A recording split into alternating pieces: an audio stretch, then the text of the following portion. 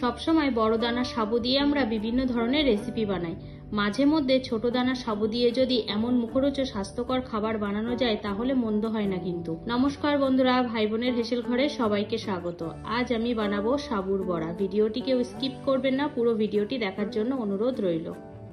আজকের রেসিপির জন্য আমি এখানে নিয়েছি 100 গ্রাম ছোট দানার সাবু। আমি এখানে 2 ঘন্টা আগে সাবুটা ধুয়ে অল্প জলে ভিজিয়ে রেখেছিলাম।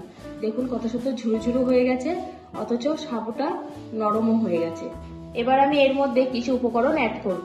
প্রথমে দিয়ে দিলাম একটা বড় চামচের 2 চামচ বেসন, হাফ চামচ কালো জিরে, স্বাদ মতো লবণ। আমি এখানে 1 চামচের একটু কম লবণ দিলাম, হাফ চামচ চিনি, হাফ চামচ জিরে গুঁড়ো, 1/4 চামচ গোলমরিচ গুঁড়ো, একটা বড় মাপের পেঁয়াজ কুচি, কিছুটা ধনেপাতা কুচি, একটা ছোট সাইজের টমেটো কুচি, 3টে কাঁচা লঙ্কা কুচি। ঝালটা অবশ্যই নিজেদের স্বাদ বুঝে দেবে। এবার সবকিছু উপকরণ একসাথে মিশিয়ে নেব। যারা উপোসের দিনে এই রেসিপিটা করতে চান তারা পেঁয়াজটাকে স্কিপ করতে পারেন, পেঁয়াজ ছাড়াও এটা খেতে ভালো লাগবে।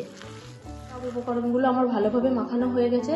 এখন আমি এটা বড়া বানিয়ে ভেজে নেব। এদিকে গ্যাসে আগে থেকেই আমি কড়াইতে তেল দিয়ে দিয়েছিলাম, তেলটা গরম হয়ে গেছে। এখন আমি এর মধ্যে সেই মিশ্রণ থেকে ছোট ছোট বড়ার শেপ বানিয়ে তেলে দিয়ে দিলাম।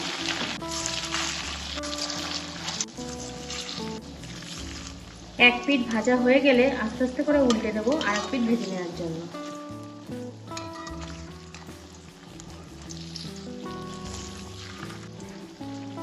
এপিঠ ওপিঠ হালকা বাদামি বাদামি করে ভেজে নিয়েছি। এবার আমি এগুলো তেল থেকে তুলে দিলাম।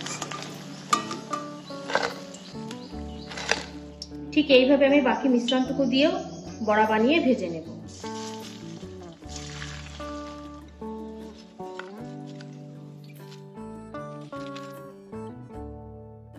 আজকের রেসিপিটা তাহলে এই পর্যন্ত। যে সকল নতুন বন্ধু আমার ইউটিউব চ্যানেল থেকে দেখছেন তারা অবশ্যই চ্যানেলটিকে সাবস্ক্রাইব করে দেবেন, আর যে সকল বন্ধুরা ফেসবুক থেকে দেখছেন তারা অবশ্যই ফেসবুক পেজটিকে ফলো করে দেবেন। আজ তাহলে এই পর্যন্ত, দেখা হচ্ছে পরের কোনো নতুন রেসিপিতে।